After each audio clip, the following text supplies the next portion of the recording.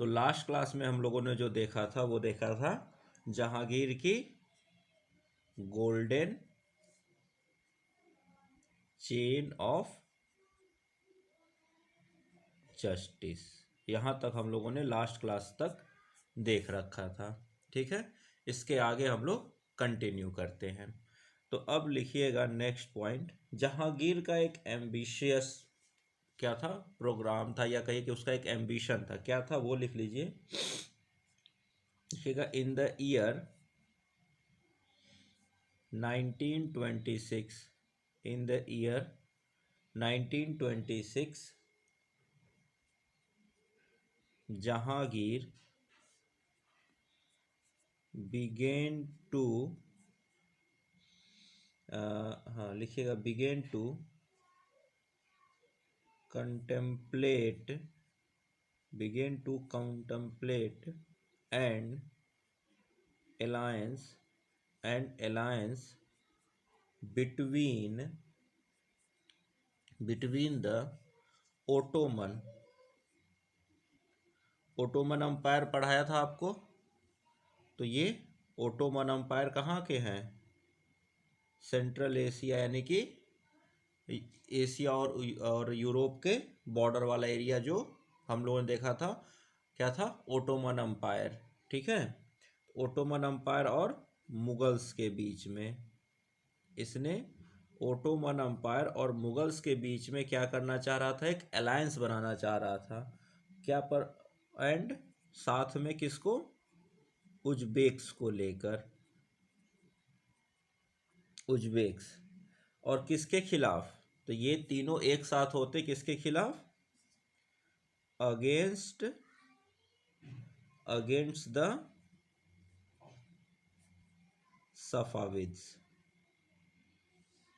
और ये सफाविद कौन थे, ये सफाविद कौन थे, ये वही थे, लिखिएगा, who had defeated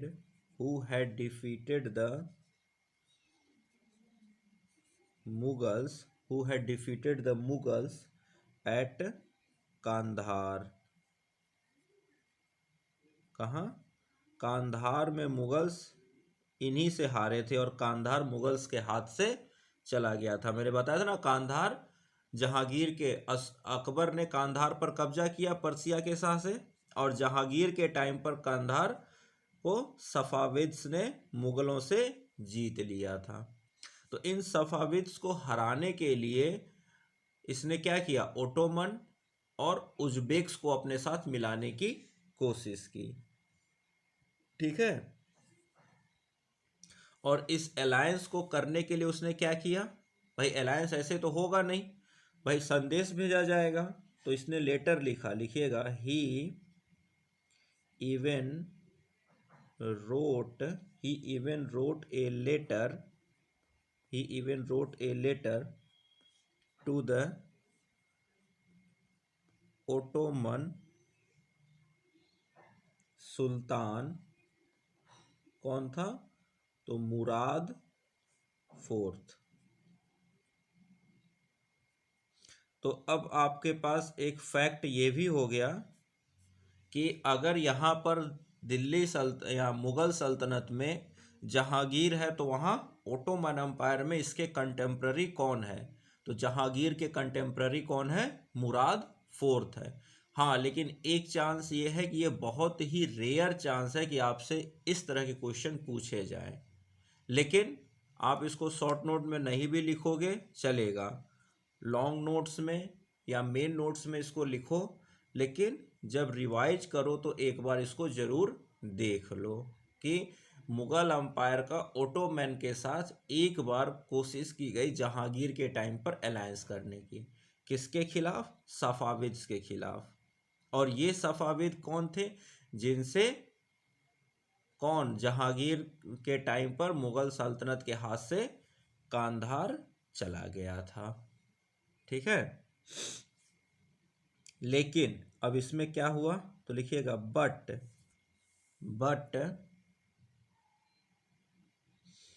Jahangir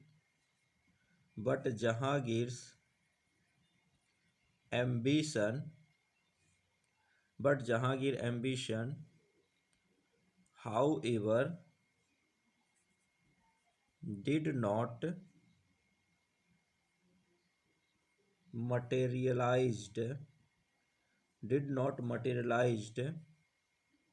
due to his death in 1627।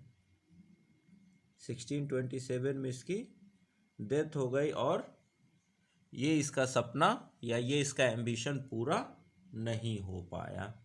इसीलिए इसको शायद ही कोई लिखवाए या शायद ही कोई इसको पढ़ाता हो, क्योंकि ये जहांगीर का सिर्फ एक एम्बिशन। हाँ, बहुत रेयर चांस है कि आपसे कोई पूछे, लेकिन अगर जैसे ये क्वेश्चन कुछ ऐसे बनाए जाते जिसको एग्जामिनर ये चाहता हो, क्वेश्चन सेटर, कि ये क्वेश्चन कोई बच्चा सॉल्व ना कर पाए, तो वहाँ पर इस टाइप के क्वेश्चन वो आपको दे सकता है। तो इसको अगर एक बार आप देखे रहोगे कि ये तो दिमाग में बना रहेगा, तो उस वक्त ऑप्शंस देख के आपको ये बातें याद आ सकती हैं। लेकिन हाँ, ये बहुत इम्पॉर्टेंट नहीं है, ये बहुत इम्पॉर्टेंट नहीं है। इसको चाहिए तो आप अपने शॉर्ट नोट में नहीं भी लिखोगे तो काम चलेगा। ठीक है, तो ये तो जहांगीर के टाइम के क्या थे, हमने कुछ फैक्ट्स देखे। एक तो उसका हमने पॉलिटिकल हिस्ट्री देखा और कुछ फैक्ट्स देखे। ठीक है, यहाँ तक हमने कुछ फैक्ट्स देखे। अब जहांगीर के टाइम पर अगर जैसे मैंने आपको तुझे के जहांगीरी ऑटोबायोग्राफी लिखवा रखी है इसकी। ठीक है, हाँ, तो इसके टाइम पर एक चीज़ और बहुत अच्छे से डेवलप हुई, वो थी आर्ट और आर्किटेक्चर, जिसमें खास करके पेंटिंग। पेंटिंग जो है, कह सकते हैं कि जहांगीर का टाइम पेंटिंग के लिए क्या था, गोल्डन पीरियड था। ठीक है, जब मैं आर्ट और आर्किटेक्चर आपको पढ़ाऊंगा तो वहाँ आपको पढ़ाऊंगा मिनिएचर पेंटिंग। ठीक, वो मिनिएचर पेंटिंग अगर आप देखो के बारे में बताऊंगा, तो उसका सबसे अच्छा अगर डेवलपमेंट कहीं देखने को मिला तो जहांगीर के टाइम पर। ठीक, शाहजहां के टाइम पर आर्ट आर्किटेक्चर अपने जेनिथ पर था। जहां अकबर के टाइम पर स्टार्ट हुआ, जहांगीर के टाइम पर वो अच्छा लेवल पाया और शाहजहां के टाइम पर अपने जेनिथ पे पहुंचा। और औरंगजेब ने तो सब कुछ बंद करवा दिया था। तो एक यहाँ पर एक पॉइंट लिख लीजिए, लिखिएगा, art and architecture, art and architecture, तो लिखिएगा आर्ट एंड आर्किटेक्चर में लिखिएगा the practice the practice of putting up buildings in buildings in marble and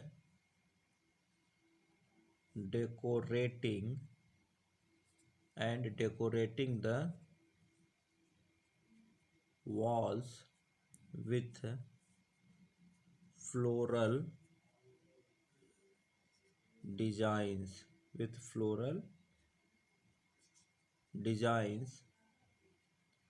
made of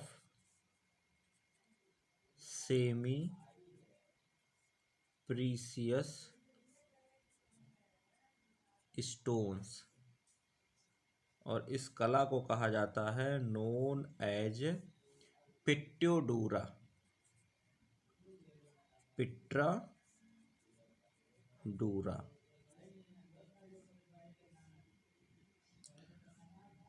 तो पिट्राडूरा स्टार्टेड ड्यूरिंग जहांगीर्स रेन। जहांगीर जब सुल्तान था तो इसी के टाइम पर पिट्याड्यूरा का स्टार्टिंग हुआ।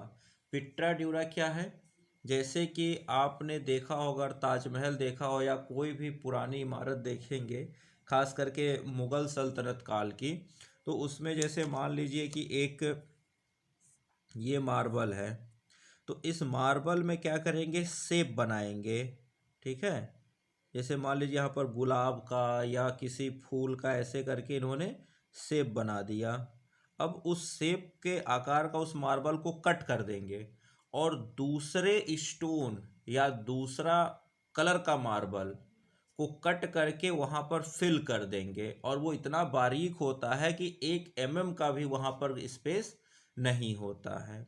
साथ में मार्बल के ऊपर आपने देखा होगा उभार करके जो दीवालों पर फूल वगैरह की पेंटिंग बनाई जाती है, जो इस तरह से कट कहते हैं कि वो उसमें दिखने लगती है। तो वो सब जो आप देखते हो कारीगरी, वो सब की स्टार्टिंग इस तरह से किसके टाइम पर हुई? जहांगीर के टाइम पर। देखिए, इसमें भी एक लॉजिक है कि जहांगीर के टाइम पर ही क्यों? जहांगीर के समय देखा जाए तो मुग़ल सल्तनत को कोई बहुत ज़्यादा स्ट्रगल करने की ज़रूरत नहीं थी।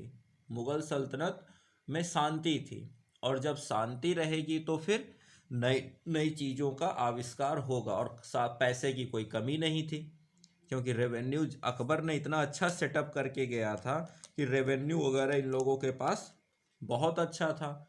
इतने अमीर होते चले जाए थे, बहुत बड़ा साम्राज्य था और इतना अच्छा एडमिनिस्ट्रेशन था कि इनको किसी चीज़ की कमी थी नहीं। तो इस तरह से इनके टाइम पर क्या था, नए नए और बहुत ज़्यादा इन्होंने आर्ट आर्किटेक्चर पर खर्चे भी किए। उसके पीछे कई रीजन थे। उसके पीछे लोगों को रोजगार भी देना था। क्या था? रोजगार भी मिलता था। ठीक है, आज की इकोनॉमी के साथ अगर आप मैच कराओगे तो आपको पता चलेगा कि भैया आज भी सरकार क्या करती है, रोजगार के लिए लोगों को मार्केट में पैसा इनपुट करने के लिए सरकार ढेर सारी परियोजनाएं लाती है, ढेर सारे कंस्ट्रक्शन वर्क लाती है, इंफ्रास्ट्रक्चर के डेवलपमेंट के वर्क्स ले आती है। इससे क्या होता है, लोगों को रोजगार भी मिलता है और मार्केट में पैसा पंप भी होता है। तो ये सारी चीज़ें उस टाइम से चलती चली आ रही हैं। अब क्या है, अब उसका मॉडर्न वर्जन है। उस टाइम पुराने सिस्टम से चल रही थी चीज़ें, अब मॉडर्न वर्जन पे है। नेक्स्ट लिखिएगा।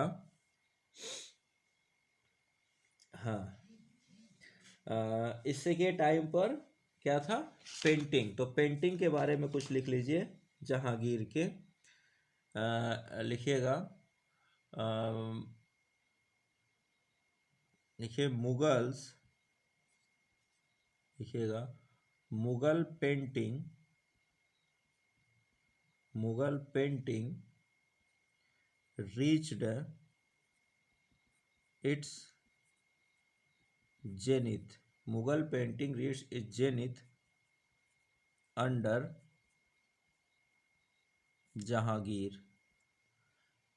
ठीक है, और इसने मतलब बहुत से पेंटर्स को अपने यहाँ एम्प्लॉय दिया, यानी कि कोर्ट के अंदर इन लोग, इसने क्या किया, उनको जगह दी। उनको कोर्ट, बहुत से लोगों को कोर्ट पेंटर बनवाया। जैसे कौन कौन से वो थे इम्पोर्टेंट, वो लिखिएगा। लिखिएगा ही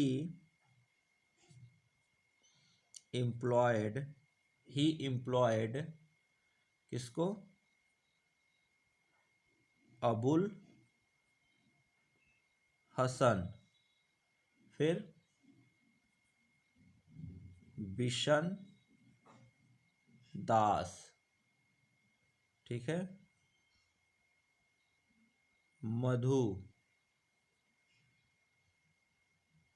अनंत, और कौन थे? मनोहर और गोवर्धन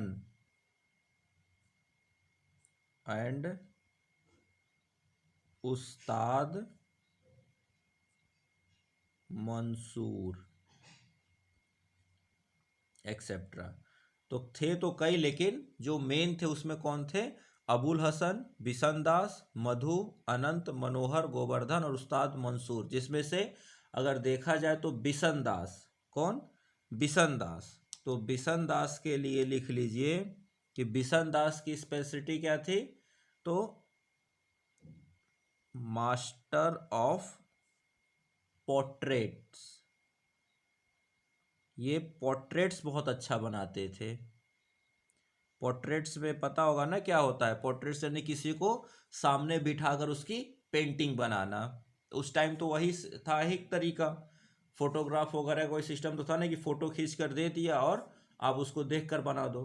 तो उसी तरह से सज धज के क्या होते थे, राजा रानी या जिसकी भी बनानी होती थी पिक्चर, वो आकर वहाँ बैठते थे और फिर उसी को देखकर ये लोग पेंटिंग बनाते थे। तो एक एक पेंटिंग को बनाने में कई कई दिन लग जाते थे। तो कुछ देर बना, फिर वो चले गए, फिर अगले दिन उसी तरह के ड्रेस उसी तरह के कपड़े पहन के फिर वो आते थे, बैठते थे। तो ऐसे करके पेंटिंग बनती थी। और ये जो है उस्ताद मंसूर, उस्ताद मंसूर किस लिए फेमस थे? तो लिखिएगा, स्पेशलिस्ट इन एनिमल पेंटिंग। तो जब आप एनसीईआरटी पढ़ोगे तो उसमें आपको पता चलेगा कि एक पक्षी होता था डोडो, या और भी कोई जानवर होते थे, उन सबों की पेंटिंग उस्ताद मंसूर के द्वारा बनाई गई। आज भी बहुत फेमस है और बहुत ही उसकी वैल्यूएशन है। और बिशन दास तो पोर्ट्रेट बनाने के माहिर थे। तो इस तरह के इनके पास पेंटर्स थे। और इतना ही नहीं, इसमें भी इसने कुछ कुछ स्पेशल, जैसे कि इसने क्या था यहाँ पर लिख लीजिए, बिशन दास, बिशन दास को इसने टाइटल दिया था। बिशन दास को टाइटल मिला था क्या? तो लिखिएगा, नदीर, हाँ लिखिए, नदीर उज जामा। बिशन दास को टाइटल में दिया गया था जहांगीर के द्वारा से नदीर उर जामा, उज जामा। और उस्ताद, और उस्ताद मंसूर, उस्ताद मंसूर को कौन सा टाइटल दिया गया था? तो इनको दिया गया था नदीर उल अस्त्रा, नदीर उल अस्त्रा। तो ये दो ऐसे पेंटर थे जिनको स्पेशल टाइटल्स भी दिए। को याद क्या रखना है?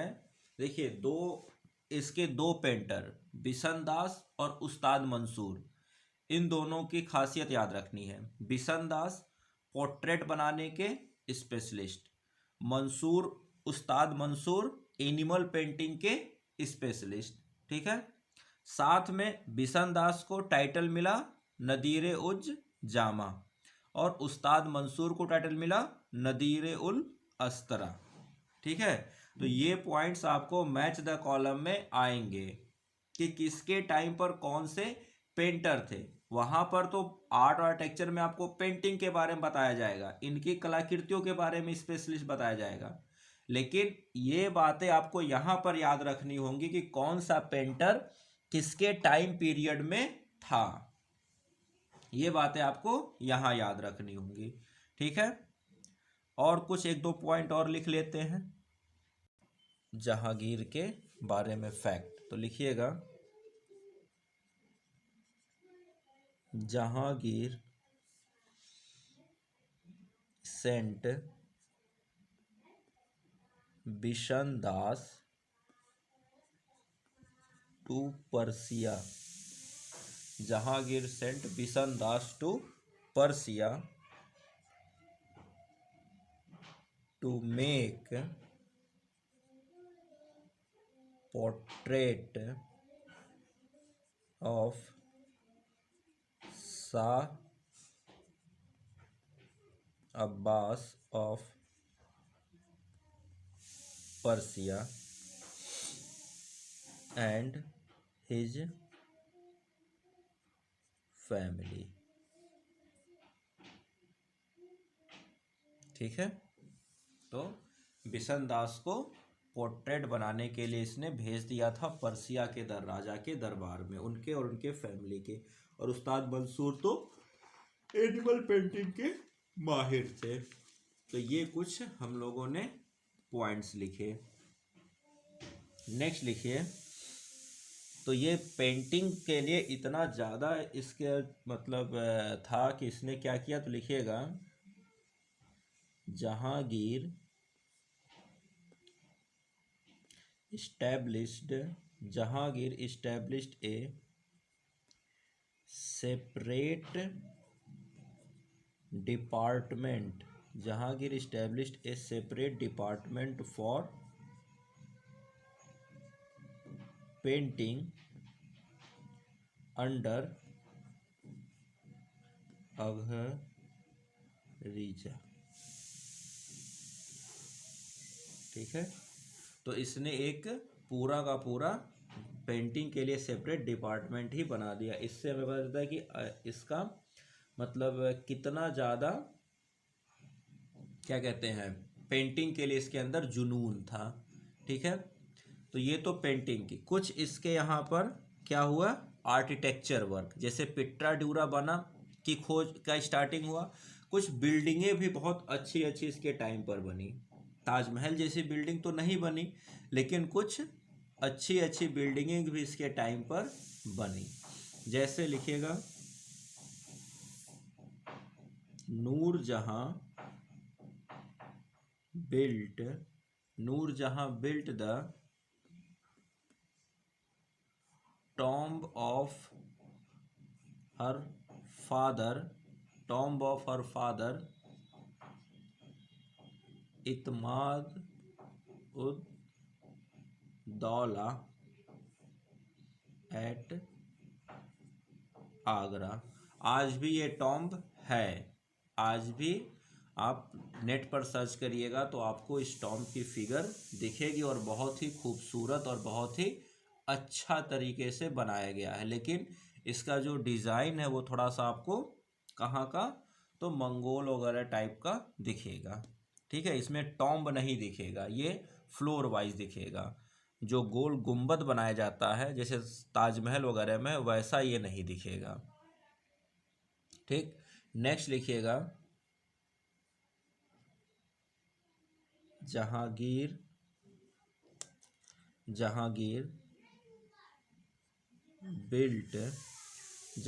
Built Moti Masjid eight Lahore. लाहौर से जहांगीर को कुछ ज़्यादा ही प्यार था। ये अपना ज़्यादातर टाइम लाहौर में भी गुजारा था, बहुत ज़्यादा। ठीक है, तो इसने लाहौर में मोती मस्जिद बनवाया, साथ में एंड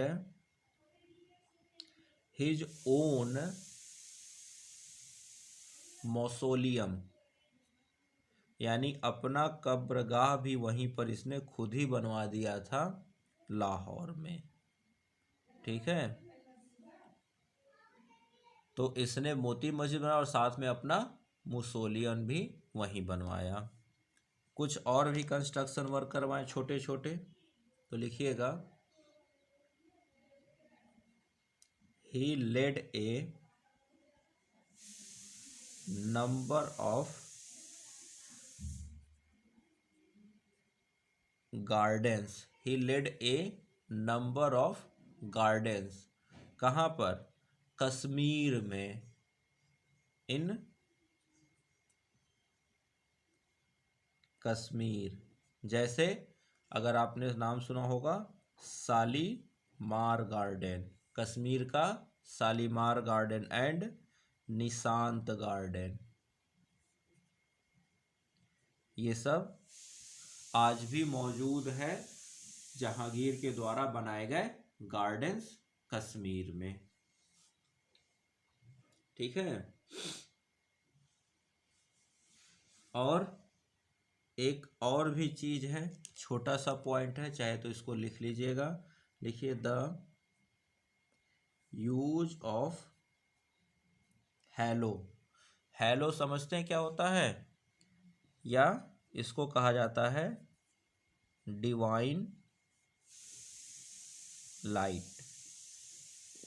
जैसे आप अगर अभी देखोगे हमारे जितने भी देवी देवता हैं तो उन देवी देवताओं के सर के पीछे ऐसे गोल चक्कर बनाया जाता है और उससे क्या होती है, इस तरह से हर किसी का एक अलग अलग शेप दिया जाता है। इस तरह से जो जितने भी देवी देवताएं हमारे हैं उन देवी देवताओं के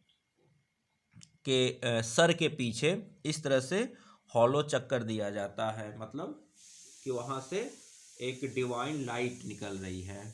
ठीक है, तो तो ये तो देवी देवताओं में होता था। और आप देखोगे, आपको बुद्ध के टाइम पर भी बताया था आ, कि एक क्या था, मथुरा स्कूल ऑफ आर्ट था और एक गांधार स्कूल ऑफ आर्ट था। तो मथुरा स्कूल ऑफ आर्ट में ये स्टार्ट हुआ था, मतलब सर के पीछे इस तरह से हैलो या डिवाइन लाइट बनाना। तो इसी के टाइम पर the use of hello and divine light behind Kings head. तो अभी तक देवी देवताओं के सर के पीछे बनता था, इसके टाइम पर राजा के सर के पीछे भी उस तरह का बनने लगा। Head started under him. तो इसने अपने सर के पीछे इस तरह से क्या करवाया, हॉलो यानी कि हैलो या कि डिवाइन लाइट्स वगैरह की पेंटिंग बनवाई, यानी कि खुद को किस तरह से रिजेंबल करने की कोशिश किया, देवता की तरह, भगवान की तरह रिजेंबल करने की कोशिश किया। और ये अकेला नहीं था, हर राजा, चाहे उस टाइम का हो चाहे उससे पहले का हो, हर एक राजा ने खुद को देवता समान या देवता के बराबर ही अपने आप को बनाने की कोशिश की। और उस टाइम का क्यों, आज के भी लोग हैं, बहुत से ऐसे बाबा मिलेंगे, बहुत से ऐसे राजनेता हैं, और एक तो है ही हैं। तो ऐसे तो बहुत से लोग हैं जो अपने आप को भगवान के बराबर, और कुछ लोग तो अब तो एक कदम आगे बढ़ के भगवान से बड़ा भी खुद को दिखाने लगे हैं। खैर वो अलग बातें हैं। तो इस तरह से अगर देखा जाए तो इसने भी वो चीज़ कोशिश की करने की, लेकिन इस्लाम में नहीं था। ये कहाँ से है, ये आया हिंदू धर्म का से, इसने वो चीज़ सीखा, देखा और फिर उसको अपनाया। तो इतनी बातें हमें जहांगीर के बारे में कुछ अलग से फैक्ट जानने थे। तो हमने पहले क्या देखा, जहांगीर के बारे में उसके पॉलिटिकल बैकग्राउंड, उसके पॉलिटिकल हिस्ट्री को देखा और कुछ इम्पॉर्टेंट फैक्ट्स देखे। इन फैक्ट से क्वेश्चन बहुत अच्छे क्वेश्चन बनते हैं, खास करके match the column, true and false type के। ठीक है, तो इन पॉइंट्स को आपको क्या करना है, शॉर्ट नोट्स में लिखना है। कुछ एक दो पॉइंट आप नहीं भी लिखोगे तो काम चल जाएगा, लेकिन जैसे आर्किटेक्चर पीटर ड्यूरा का, और इसने कौन कौन से बिल्डिंग का निर्माण करवाया, गार्डन का निर्माण करवाया, और पेंटिंग जैसे बिशन दास और उस्ताद मंसूर, इन दोनों के बारे में तो आपको लिखना ही है, और इन दोनों के टाइटल को भी लिखना है। तो इस तरह से औरंगजेब की कहानी होती है खत्म। और अब औरंगजेब की डेथ के बाद सुल्तान कौन बनता है, खुर्रम। कौन बनेगा, खुर्रम, क्योंकि बड़ा बेटा खुसरो तो क्या है, जेल में है, तो कौन बनेगा, दूसरा बेटा खुर्रम। ठीक है, तो अब कहानी हम लोग आगे बढ़ाते हैं शाहजहां की तरफ। यहां तक नोट डाउन कर लिया, तो अब चलते हैं शाहजहां की तरफ। ठीक है, तो यहां से अब हम लोग चलते हैं शाहजहां की तरफ, और उसके बाद अब हम लोग, तो please like the videos and subscribe the channel. Next अब हम लोग शुरू करेंगे शाहजहां के बारे में। Thank you.